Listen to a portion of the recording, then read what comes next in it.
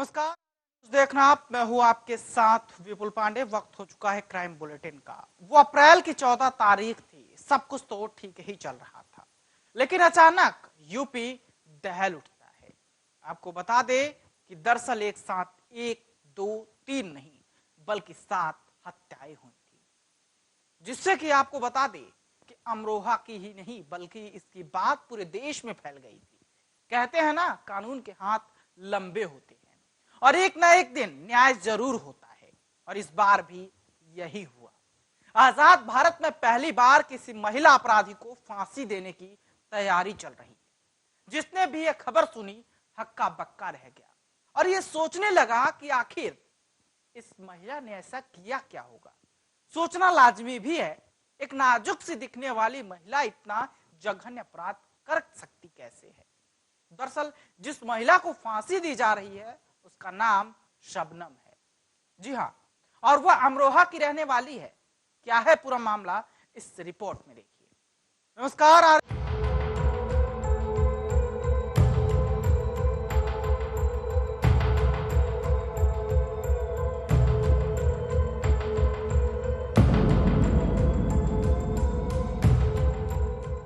भोली और नाजुक सी दिखने वाली शबनम ने बड़ी ही बेरहमी और पत्थर दिल से अपने ही घर के 7 सदस्यों की कुल्हाड़ी से काटकर हत्या कर दी थी। इस घटना को अंजाम देने के लिए उसने अपने प्रेमी सलीम के साथ मिलकर प्लान बनाया। हत्या करने से पहले उसने अपने घर वालों को बेहोशी की दवा खिलाई और फिर सबको मौत के घाट उतार दिया। इस घटना ने पूरे देश को हिलाकर रख दिया था। निर्भया दोषियों को फांसी पर लटकाने वाले मेरठ के जल्लाद पवन 2 बार मथुरा जेल का निरीक्षण भी कर चुके हैं। डेथ वारंट आने के बाद शबनम और उसके प्रेमी सलीम दोनों ही फांसी के फंदे पर लटकाया जाएगा। फिलहाल फांसी की तारीख तय नहीं है, लेकिन शबनम का फांसी पर लटकना तय है। सूफी परिवार में जन्मी शबनम ने अंग्रेजी और भूगोल से एमए किया था। शबनम घर की इकलौती बेटी थी जिसे सभी परिजन बहुत प्यार करते थे। शबनम ने जो अपने घर वालों के साथ किया उसका कोई अंदाजा भी नहीं लगा सकता। दरअसल अमरोहा जिले के हसनपुर क्षेत्र के गांव बावन खेड़ी के शिक्षक शौकत अली की इकलौती बेटी शबनम का सलीम से प्रेम संबंध था। शबनम अच्छे घर से थी और उसके परिवार के पास काफी जमीन भी थी। वहीं सलीम मजदूरी का काम करता था और 5वीं फेल था। यही कारण था कि शबनम के घर वाले इस संबंध से खिलाफ थे। उन्हें क्या पता था कि जिस बेटी से वे इतना प्यार करते थे वह उन्हें मौत के घाट उतार देगी। 14 अप्रैल 2008 की रात शबनम ने इस वारदात को बड़ी ही चालाकी से अंजाम दिया। उसके व्यवहार से किसी को उस पर शक भी नहीं हुआ। हत्या के बाद 25 साल की शबनम ने शोर मचाना शुरू कर दिया। वह चीखने लगी, उसने पुलिस को चकमा दिया। उसने वारदात को लूटपाट बताया। घर में खून से लथपथ 7 लाशें पड़ी थी। बची थी तो बस शबनम। उसने कहा कि वह बाथरूम में थी इसलिए वह बच गई, लेकिन जुर्म कहां छुपता है। पुलिस ने देखा कि हत्या के समय किसी ने भी सेल्फ डिफेंस की कोशिश नहीं की थी। वहीं लूटपाट की भी कोई निशानी नहीं मिली। साथ ही पोस्टमार्टम में हत्या से पहले बेहोशी की दवा देने का पता चला। बात आगे बढ़ी, पुलिस को शबनम पर शक हुआ। थोड़े दिनों बाद शबनम की प्रेगनेंसी का पता चला, जबकि उसकी शादी भी नहीं हुई थी।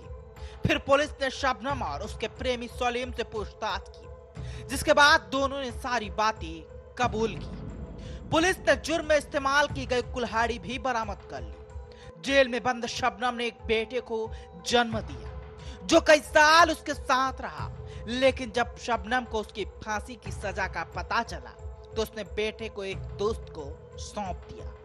बता दें कि उस वक्त शबनम की उम्र महज 17 साल थी। शबनम के दिलो दिमाग में इस कदर खून सवार हो गया कि 1.5 साल के अपने भतीजे का गला घोटते वक्त भी उसके हाथ नहीं कांपे थे। सवाल था कि सलीम ने उसे मारने से मना किया था और फिर आखिर शबनम ने मासूम की जान कैसे ले ली। शबनम ने इसके बारे में पुलिस को पूछताछ में बताया था। शबनम ने बताया था कि उसने डिनर के बाद चाय में बेहोशी की दवा मिलाकर अपने परिवार को पिलाई थी। जब सब लोग बेहोश हो गए तो सलीम कुल्हाड़ी लेकर वहां आया और शबनम की मां अस्मी, पिता शौकत और उसके दोनों भाई और एक भाभी और भतीजी राधिका की हत्या कर दी थी। लेकिन तभी शबनम की नजर बड़े भाई के बेटे पर पड़ी। उस मासूम के चीख चीख कर रोने से भी शबनम पर कोई असर नहीं पड़ा, जबकि सलीम ने उसे छूने से इनकार किया था। शबनम ने पुलिस को बताया था कि वो बच्चा 6 हत्याओं को देख चुका था और पूरे वक्त रो रहा था। शबनम ने पुलिस को बताया था कि बच्चा लगातार रोए जा रहा था और सलीम ने मुझे छूने से रोका था, लेकिन मैं डर गई थी, इसलिए मैंने खुद ही उसका गला घोट दिया। घर में अकेले कमाने वाली शबनम को छोड़कर बाकी सबकी हत्या से सनसनी फैल गई, जिसकी गूंज लखनऊ तक उस वक्त पहुंची थी। इस वजह से मायावती ने भवानी खेड़ा इलाके में पुलिस आउटपोस्ट स्थापित करने का आदेश दिया। इसके बाद मामले की हाई लेवल जांच गठित की गई, जिसे तत्कालीन इंस्पेक्टर जनरल गुरबचन लाल और डीआईजी बद्री प्रसाद ने लीड किया था। शबनम ने पुलिस को बताया था कि वह इसलिए बच गई क्योंकि वह छत पर सो रही थी। हालांकि हत्याकांड में उसके सेल फोन से सलीम को कॉल की गई थी, जिससे पुलिस को उस पर संदेह हो गया था। पूछताछ में शबनम टूट गई और सारा सच उगल दिया। शबनम का परिवार सलीम के मुकाबले आर्थिक रूप से संपन्न था और परिवार के लोगों को 6ठी क्लास से ड्रॉप आउट सलीम पसंद नहीं था। इसी के चलते शबनम ने सलीम के साथ मिलकर हत्या की साजिश रची।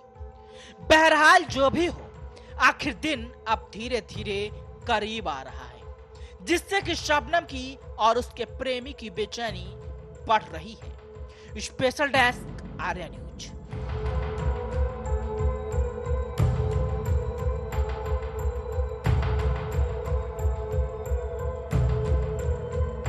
उत्तर प्रदेश के भदोही में पत्रकार जयशंकर दुबे की हत्या का मामला गर्म होता जा रहा है।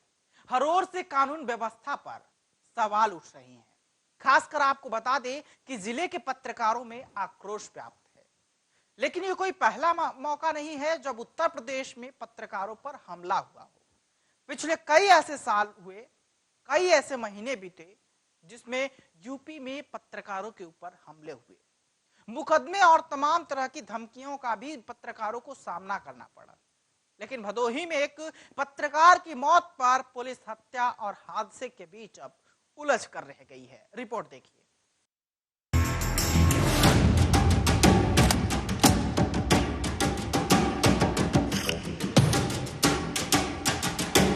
ये तस्वीरें, ये शोर शराबा और ये पुलिस का काफिला, ये मंत्री का दौरा और पत्रकारों का प्रदर्शन, ये उस पत्रकार के लिए है जो इस दुनिया को अलविदा कह गया। महज खबरों की वजह से पत्रकार को अपनी जान गंवानी पड़ी। बता दी कि खबर लिखने वाले की भी एक दिन खबर बनेगी, किसी ने सोचा भी नहीं था। उत्तर प्रदेश में माफिया इतना सक्रिय हैं कि आए दिन पत्रकारों पर हमले होते रहते हैं। ये कोई पहला मामला नहीं है कि जब किसी पत्रकार को खबर के लिए इतनी बड़ी सजा मिली हो। मिली जानकारी के मुताबिक जयशंकर किसी 2 खबरों पर स्टोरी तैयार कर रहे थे, जिसके लिए उनकी साजिशन हत्या की गई। पहली खबर औराई से जुड़ी थी और दूसरी खबर ऊंच थाना क्षेत्र की खबर थी। ये बात उन्होंने अंतिम सांस लेने से पहले अपने भाई से बताया था कि उनकी हत्या क्यों हुई और वो कौन सी 2 बड़ी खबरें थी जो उनकी जिंदगी को छीन लिया। साजिशन हत्या के बाद मामले ने जब तुल पकड़ा तो योगी सरकार के मंत्री मृतक पत्रकार के घर पहुंचे और स्पेशल टीम गठित कर जल्द से जल्द मामले का खुलासा करने के लिए अधिकारियों को निर्देश भी जारी किए। बताते चले कि पत्रकार जयशंकर के जंगीगंज महुआरी स्थित आवास पर पहुंचे, प्रभैरा दुख जताया और हत्या और हादसे में उलझी मौत की गुत्थी के बीच ही प्रभारी मंत्री जयशंकर निषाद ने मौके पर मौजूद जिलाधिकारी राजेंद्र प्रसाद और पुलिस अधीक्षक रामबदन सिंह को स्पेशल टीम लगाकर जांच के निर्देश दिए। वहीं जयशंकर के परिजनों ने गोपीगंज पुलिस पर गंभीर आरोप लगाए। उन्होंने कहा कि पुलिस ने दबाव बनाकर तहरीर की कुछ लाइनें कटवाकर हत्या की बजाय हादसे की रिपोर्ट दर्ज की थी। इस बयान को सुनकर एसपी रामबदन सिंह ने कहा कि इस प्रकरण में निष्पक्ष जांच होगी और जल्द से जल्द रिपोर्ट सामने आएगी। जो भी हत्यारा होगा बख्शा नहीं जाएगा। भदोही जिले के तेज तर्रार पत्रकार और पत्रकार प्रेस परिषद के पदाधिकारी रहे जयशंकर दुबे की साजिशन हुई हत्या के मामले में आज हम लोगों ने यहां मंडलायुक्त को पत्र दिया। पत्रकार प्रेस परिषद समेत मिर्जापुर और भदोही के तमाम पत्रकार, हाईकोर्ट के अधिवक्ता भी हमारे साथ रहे। मंडलायुक्त ने पुलिस अधीक्षक से बात की है, पूरे मामले पर विवेचना निष्पक्ष तरीके से कर आरोपियों के खिलाफ कार्रवाई करने को कहा है। पूरे प्रकरण में जयशंकर दुबे ने 2 खबरें की थी जो साजिशन हत्या की वजह बनी। देखिए, भदोही जिले के वरिष्ठ पत्रकार और तेज तर्रार निर्भीक पत्रकार जयशंकर दुबे की जो साजिश के तहत दुर्घटना करके उनकी हत्या की गई है और पुलिस में जो एफआईआर दर्ज कराई गई, पुलिस ने ठीक से विवेचना का कार्य प्रारंभ नहीं किया। इससे क्षुब्ध होकर के न्याय के लिए हम लोगों ने यहाँ कमिश्नर साहब से बात की, भेंट किया और उनको पत्रक दिया और मांग की गई कि जो ये साजिशन हत्या की गई है इसकी ठीक विवेचना की जाए। और चूँकि भदोही की पुलिस अभी ठीक से कार्य नहीं कर रही है तो इसलिए या तो भदोही की पुलिस SIT बना के विवेचना किया जाए या कहीं किसी दूसरे जिले की पुलिस से विवेचना की जाए। कमिश्नर ने प्रत्यावेदन पर संज्ञान लिया और तुरंत भदोही के पुलिस अधीक्षक से बात कर ठीक ढंग से जांच कराने का आश्वासन दिया और आश्वासन दिया कि जांच में जो दोषी पाया जाएगा उसको कठोर सजा मिलेगी। बता दें कि पुलिस हर एंगल से इस मामले की जांच कर रही है। दरअसल जयशंकर शुरुआती दिनों में पत्रकारिता के साथ साथ कांग्रेस के सक्रिय कार्यकर्ता भी थे, लेकिन पत्रकारिता में सक्रिय होने के बाद राजनीतिक से उन्होंने संन्यास ले लिया और जिले के पत्रकारों के साथ हमेशा खबरों के लिए मैदान में डटे रहते थे। हर खबर की तरह हर खबर की तह तक जाना और पीड़ित को न्याय दिलाना उनका मकसद था, उनका सपना था जो उन्होंने पूरा भी किया।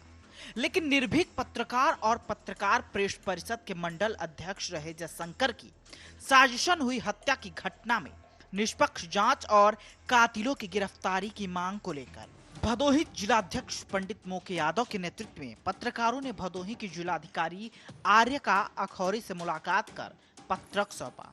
इस दौरान दिवंगत पत्रकार जयशंकर के भाई मिथिलेश ने भी जिलाधिकारी और भदोही के पुलिस अधीक्षक रामबदन सिंह, कमिश्नर सहित कई उच्च अधिकारियों को प्रार्थना पत्र देते हुए उन 2 खबरों के बारे में अवगत भी कराया जो पीड़ितों को न्याय दिलाने के लिए जयशंकर दुबे ने बीड़ा उठाया था।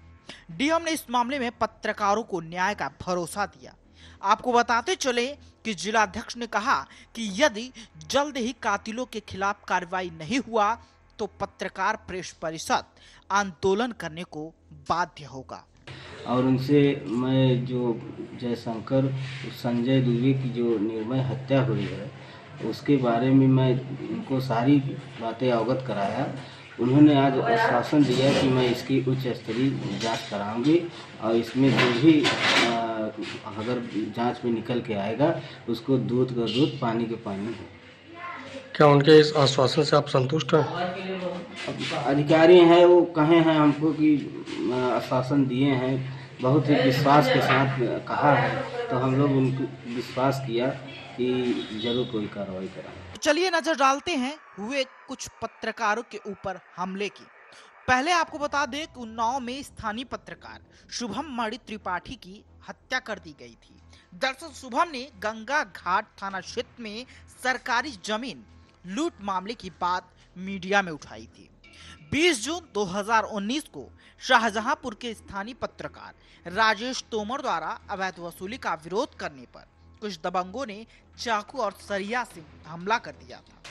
कुशीनगर जिले के स्थानीय पत्रकार राधेश्याम शर्मा की गला रेत कर हत्या कर दी गई थी। राधेश्याम एक हिंदी दैनिक में पत्रकार थे, साथ ही एक निजी स्कूल में शिक्षक भी थे। स्थानीय स्तर पर अपराध जैसे गंभीर मामलों में रिपोर्टिंग करने वाले पत्रकारों को कथित तौर पर माफिया के हमलों का शिकार तो अक्सर बनना ही पड़ता है, लेकिन जब छोटी मोटी बातों में प्रशासन की नजरें टेढ़ी होने लगे तो ये मामला बेहद गंभीर हो जाता है और पत्रकारों के सामने सुरक्षा का सवाल भी खड़ा हो जाता है। अहम सवाल यह भी है कि क्या खबर लिखने के आरोप में पत्रकारों के खिलाफ ऐसा सलूक माफिया क्यों करते हैं। Special desk Arya news.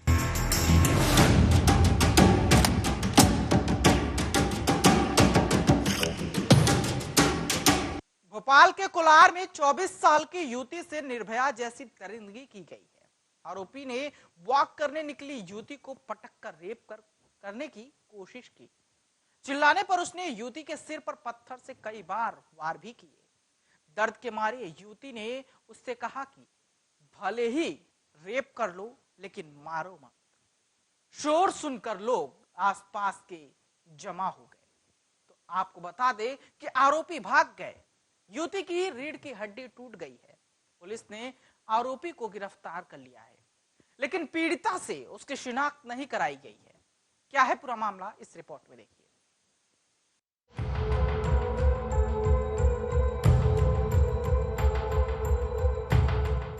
Bhopal के कोलार इलाके में एक छात्रा से दुष्कर्म की कोशिश और उस पर जानलेवा हमला करने का मामला सामने आया है। डीआईजी इरशाद वली ने बताया कि 16 जनवरी को आरोपी के खिलाफ छेड़छाड़ और मारपीट की धाराओं में एफआईआर दर्ज की गई थी। उसे गिरफ्तार भी कर लिया गया। वही अब वो जेल में बंद है। उसकी 2 बार जमानत याचिका भी खारिज हो चुकी है। इस केस के जांच में बता दें कि दुष्कर्म की कोशिश और जानलेवा हमले की धाराएं बढ़ा दी गई हैं। एसआईटी की जांच में तथ्य सामने आने के बाद आगे की कार्रवाई की जाएगी। बता दें कि भोपाल के कोलार के इलाके में रहने वाली 24 साल की युवती से 16 जनवरी को जेके हॉस्पिटल के पास सड़क किनारे दुष्कर्म की कोशिश की गई। जब उसने विरोध किया तो आरोपी ने सिर पर पत्थर पटक दिया। धक्के से गिरी तो रीढ़ की हड्डी टूट गई। जहां एम्स में ऑपरेशन हुआ, 42 टांके लगे, लेकिन अब वो हिल भी नहीं सकती। पीड़िता ने बताया कि मैं 16 जनवरी की शाम करीब 7:30 बजे हर रोज की तरह इवनिंग वॉक पर निकली थी। जेके हॉस्पिटल से दानिश कुंज चौराहे की ओर सड़क किनारे जा रही थी। तभी अस्पताल से करीब 200 मीटर आगे नर्सरी से पास सामने एक लड़का आता दिखा। करीब आते ही उसने तेजी से धक्का दिया। मैं सीधे सड़क किनारे 5 फीट गहरी खाई में गिर गई। रीढ़ की हड्डी टूट गई। मैंने जैकेट छुड़ाने की कोशिश की, लेकिन उसने झटके से मुझे झाड़ियों में पटक दिया। वो मेरा शरीर नोचने लगा, दांतों से काटने लगा। वो दुष्कर्म की कोशिश कर रहा था। मैं हाथ पैर चलाती बचती रही, लेकिन वो पीटता रहा। मैं चिल्लाई तो उसने पत्थर उठाकर सिर पर कई बार मारा। मुझे समझ नहीं आ रहा था क्या करूं। एक पल लगा कि ये मुझे जिंदा नहीं छोड़ेगा, इसलिए जान बचाने के लिए गिड़गिड़ाई, तू रेप कर ले, नहीं चिल्लाऊंगी, न किसी को फोन करूंगी, लेकिन पत्थर मत मारो, थोड़ी सांस तो लेने दो।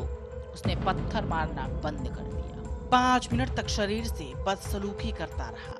मैं हेल्प हेल्प चिल्लाती रही। शुक्र है कि मेरी आवाज वहां से निकल रहे एक युवक युवती ने सुन ली। दोनों झाड़ियों में घुस आए। दरिंदा उन्हें देखते ही मुझे अधमरा छोड़ भाग गया। जितना दर्द उस दरिंदे ने दिया, उतना ही अब पुलिस गुमराह कर रही है। कोलार पुलिस 17 जनवरी को एम्स पहुंची। उसने दानिश कुंज चौराहे के पास एक जूस सेंटर पर लगे सीसीटीवी कैमरे से रिकॉर्ड जब्त किया, जिसमें वो दरिंदा सामने से धक्का देते हुए दिख रहा है। पुलिस 3 दिन तक कहती रही कि आरोपी कोई परिचित ही होगा, लेकिन 20 दिन बाद अचानक उसने बताया कि महाबली नगर के एक युवक ने गुनाह कबूल कर लिया।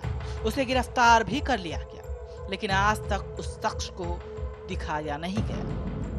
पीड़िता ने बताया कि मैंने आरोपी की आवाज का ऑडियो भी मांगा ताकि उसकी पहचान कर सकूं, लेकिन पुलिस ने ये भी नहीं दिया। ये जानलेवा हमला था, रेप की कोशिश थी, फिर भी पुलिस इसे सामान्य मारपीट का केस मान रही है। आपको बता दें कि कोलार थाने के टीआई सुधीर अरजिया ने कहा है कि घटना वाली जगह से एक एक्टिव मोबाइल नंबर मिला था जो हरियाणा के किसी लड़के का था, लेकिन उस लड़के का इससे कोई संबंध नहीं निकला।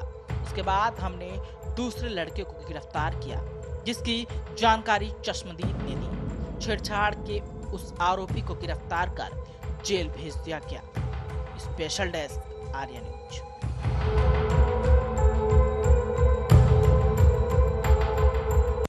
आए दिन डकैती, सामूहिक दुष्कर्म जैसी वारदात हो रही है। पुलिस वारदात रोकने में नाकाम साबित हो रही है। वह अधिकारी संसाधनों की कमी का रोना रो रहे हैं।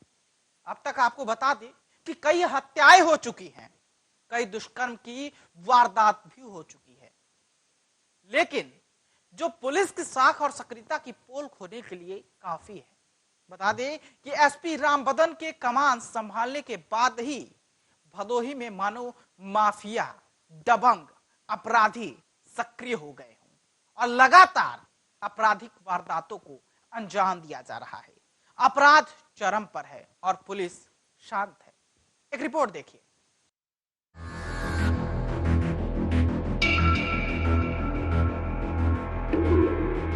अपराधियों तक पुलिस पहुंचने में नाकाम है, ये कहना गलत नहीं होगा, क्योंकि ताबकतोड़ हो रही घटनाओं से जहां लोग दहशत में हैं, तो वहीं अपराधी बेधड़क घटनाओं को अंजाम दे रहे हैं। लेकिन एसपी साहब वही रट्टा रटाया जवाब देते हैं कि अपराधियों को चिन्हित किया जा चुका है, शीघ्र ही घटना का अनावरण कर लिया जाएगा।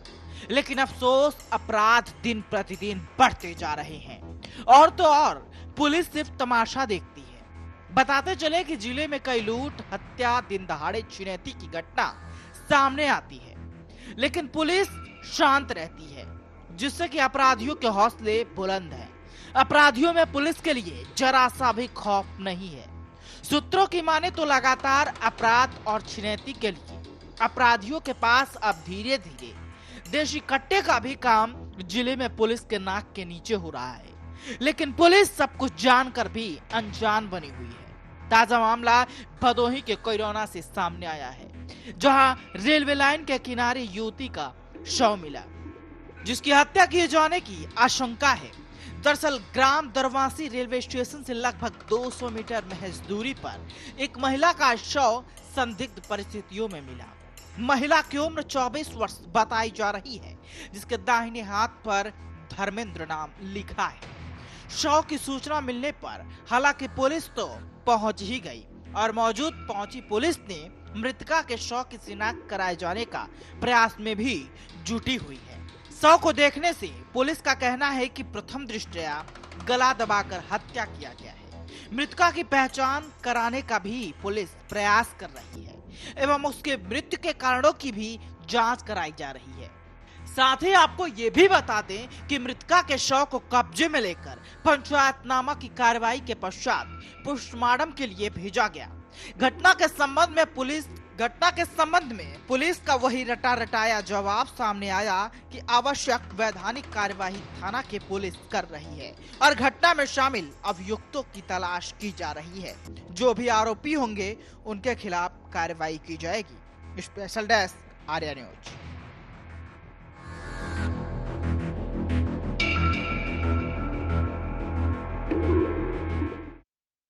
इस वक्त के क्राइम बुलेटिन में फिलहाल इतना ही। देश दुनिया की तमाम खबरों के लिए देखते रहिए आर्या न्यूज। नमस्कार।